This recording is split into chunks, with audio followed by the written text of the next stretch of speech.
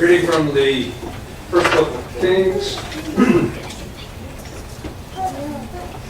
Solomon assembled the elders of Israel and all the heads of the tribes, the leaders of the ancestral houses of the Israelites before King Solomon in Jerusalem to bring up the ark of the covenant of the Lord out of the city of David, which is Zion. When the priest brought the ark of the covenant of the Lord to its place in the inner sanctuary of the house in the most holy place underneath the wings of the cherubim, and when the priest came out of the holy place, a cloud filled the house of the Lord so that the priest could not stand and minister because of the cloud. So, for the glory of the Lord filled the house of the Lord. Then Solomon stood before the altar of the Lord in the presence of the assembly of Israel and spread out his hands to heaven. He said, O Lord, God of Israel, there is no God like you in heaven above or on earth beneath, keeping covenant and steadfast love for your servants who walk before you with all their heart, the covenant that you kept for your servant, my father David, as you declared to him, you promised with your mouth and have this day fulfilled with your hand.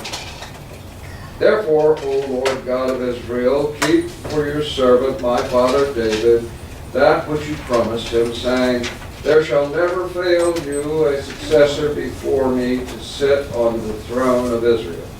If only your children look to their way, to walk before me as you have walked before. Therefore, O God of Israel, let your word be confirmed, which you promised to your servant, my father David. But will God indeed dwell on the earth? Even heaven and the highest heaven cannot contain you, which much less this house that I have built. Regard your servant's prayer and his plea, O Lord my God, heeding the cry and prayer that your servant prays to you today, that your eyes may be open night and day toward this house, the place of which you said, my name shall be there, that you may heed the prayer that your servant prays toward this place. Hear the plea of your servant and of your people Israel when they pray toward this place. O hear in heaven your dwelling place, heed and forgive.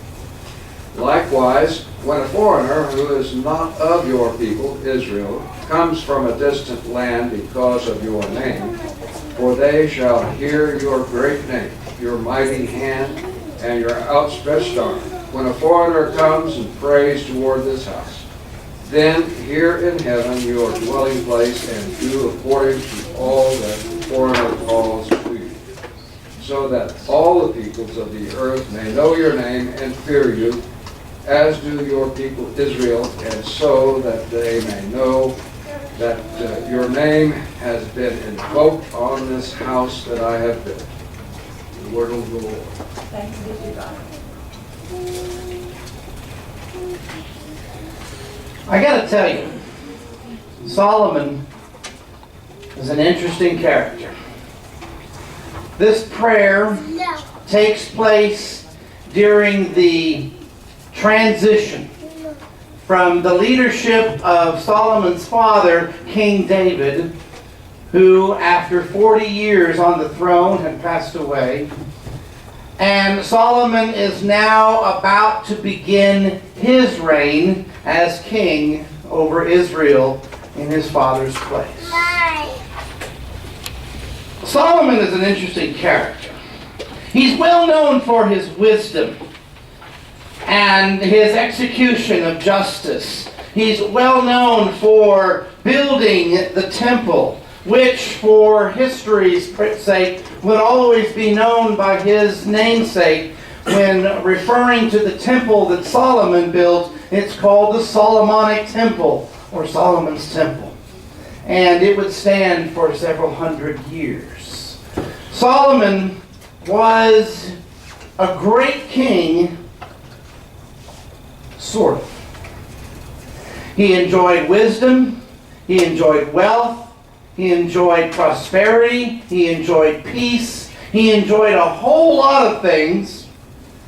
all because of his initial dedication to God and God's Word, and to the legacy that he inherited from his father, David. When we talk about legacy, legacy is a strange thing, because oftentimes it's couched in nostalgic memory and ideology. Sometimes it becomes something that we're not always sure how to interpret. Legacy is something that changes with time and historical memory. I had a conversation online just this week with somebody, and in the midst of the conversation it became very clear that the way she understood American history and the way I understood American history were not the same narratives. In fact, I'm not even sure they're the same country, but both of us insisted the other one was wrong. So you can figure out how far that conversation went. Today, that's what we're doing. We're just taking a snapshot of our history, our legacy, and what this congregation means to Carlsbad, New Mexico. It was 1904. Think about that for a minute. 1904. And a few disciples got together and gathered in the fellowship hall of the newly constructed and renovated First Presbyterian Church. Sound familiar? And had some Bible studies, developed enough of a core base that they were able to go to the bank and take out a loan and make a down payment on the construction of a new building. A little wood frame church, smaller than this building actually, located on the exact site where today you can go to the Yellow Bricks. That church was there for about 20 years, and then it was torn down, and the building that is now the Yellow Bricks was built in its place. And the First Christian Church moved to McKay and Alameda and built a beautiful two-story, massive white church structure with just beautiful, beautiful architecture and just a fabulous church. And over the course of time, we outgrew that building several times over. We were overflowing in that building. So we sold the church building at Alameda and McKay, and bought land out on Church Street and built a brand new church building out on Church Street that served us really well. And then when we first moved in, we were full. We were very full, but this was the 1950s. And in 1958 to be exact. And that was an anomaly in the course of American Christianity, because it was the one point in American history where more people were active members of churches than at any other time before or since. The 1950s were a very strange anomaly in the course of church history. But something else was happening at the end of 1950s. We went into the 1960s and some of the tumultuous times of the 60s, and amidst all of the political discord and tumult of the day, our denomination also experienced some fracturing and some tumult, predominantly over matters of biblical interpretation and the idea of what it meant to be officially a denomination. It's important to note that in 1958, we were not a denomination. The Christian Church Disciples of Christ had been in existence since 1802, but we were fiercely anti-denominational. In fact, we hated denominations. We said they were an abomination, and we resisted them at all costs. But throughout the 60s, within the movement that is the Christian Church, there was some analysis and some prayerful thought given to the idea that, you know, as a denomination, we could be more effective on a global sense, as opposed to just a loose collection of independent churches, all each doing their own thing. So, in 1968, with either great fanfare or great angst, depending on which side of the argument one fell, the denomination voted to be a denomination. And approximately half of the congregations in the United States said no. And went, or stayed, I should say, the independent route. Which is why to this day, if you go to Albuquerque, or you go to Hobbs, and you go to the First Christian Church, they're not part of the denomination that we claim because of that split.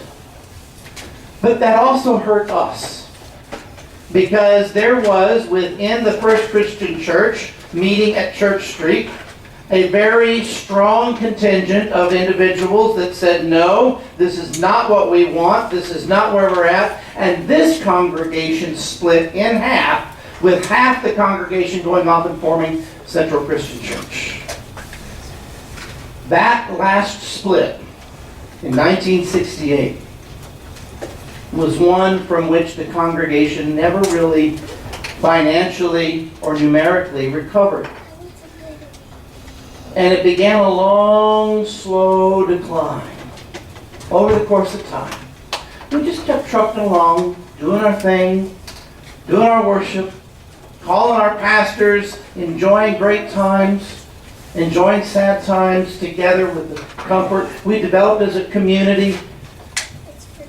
But as we all know, we eventually reached a point where that big, beautiful building on Church Street was more than we could handle. So we tried, and just about everybody in this room remembers this, to join forces with the Presbyterians. It was fun while it lasted, but it didn't work.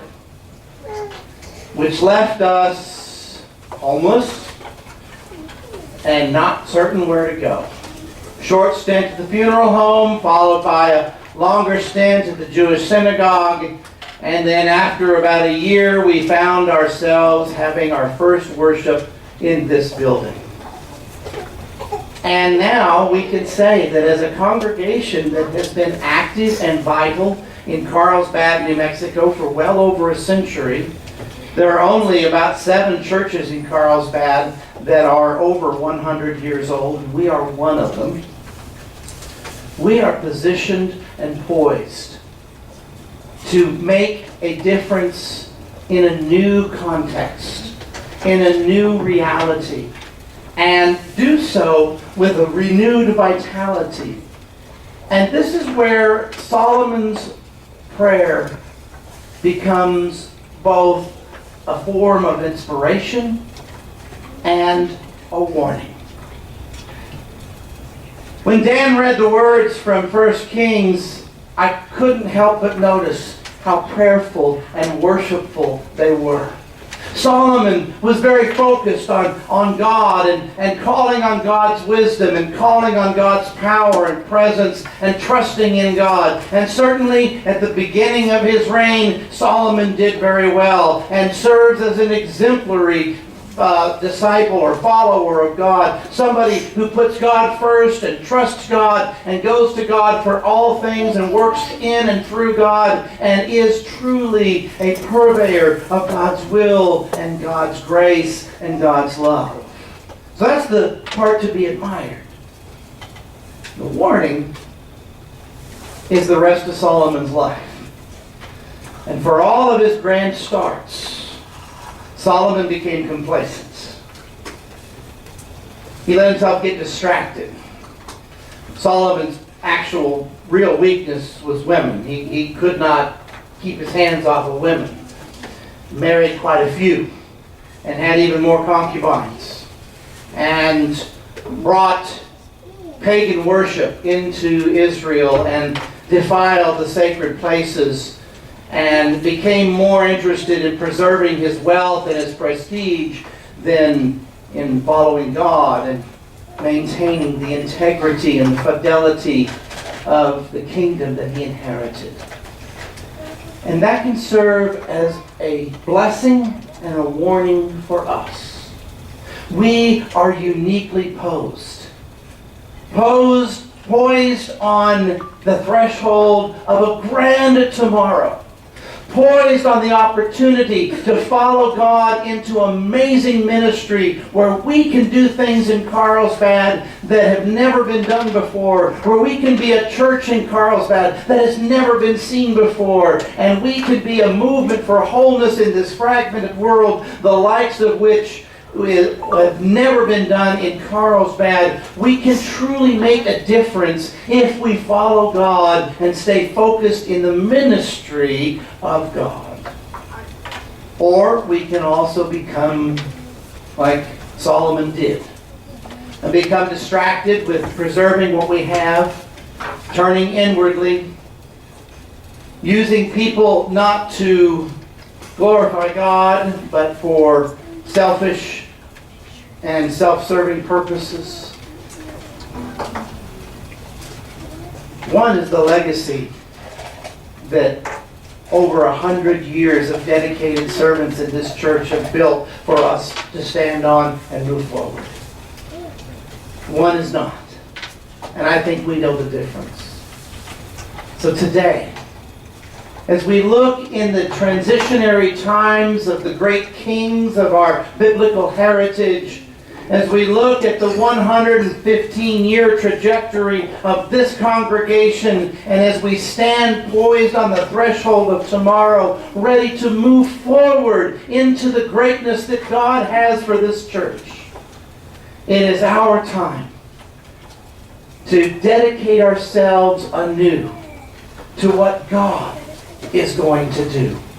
It is time for us to celebrate the legacy and the heritage, but at the same time to boldly, excitedly, and lovingly move into the future as the first Christian church, disciples of Christ in Carlsbad, New Mexico, a proud 115-year-old congregation that is ready to take on the world. And if you are ready to live in a way that God can use you, and to do so, I invite you to stand right now. If you're ready to live the way that God is ready to make you live, ask you to live, inspire you to live, and let us sing together number 614. And if somebody wants, this requires a little extra. Elena, there you go. All right.